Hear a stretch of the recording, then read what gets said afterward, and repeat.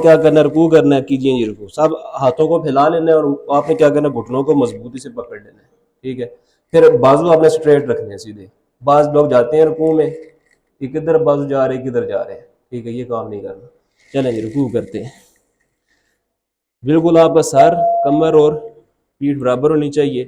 اور اس کے بعد پھر آپ کی جو نظر ہے وہ جو دونوں انگوٹھوں کے ناخن ہوتے ہیں اس کے اوپر، یا پھر پاؤں کا جو اوپر والا حصہ ہوتا ہے اس کے اوپر ہونی چاہیے، یا درمیان میں ہو جائے تب بھی ٹھیک ہے. پھر پاؤں میں آپ نے 4 انگلیوں کا فاصلہ رکھنا ہے، یا پھر آپ نے کیا کرنا ہے، سیدھے ہو جائیں گے، ٹھیک ہے. آپ نے کیا کرنا ہے، 4 انگلیوں کا فاصلہ رکھنا ہے، یا پھر ایک بالش کا فاصلہ رکھنا ہے. جو سنت طریقہ ہے 4 انگلیوں کا یا ایک بالشت کا. پھر بعض کا ایسا ہوتا ہے کہ ہر بندے کی جسامت کا اپنا اپنا حساب ہوتا ہے، ان کے لیے ایک بالش سے رکھنا بھی مشکل ہو جاتا ہے، وہ اپنے حساب سے کھڑے جیسے ممکن ہو سکتے ہیں، ٹھیک ہے جی. جب آپ نے رکوع کر لیا، ابھی مجھے دیکھنا ہے.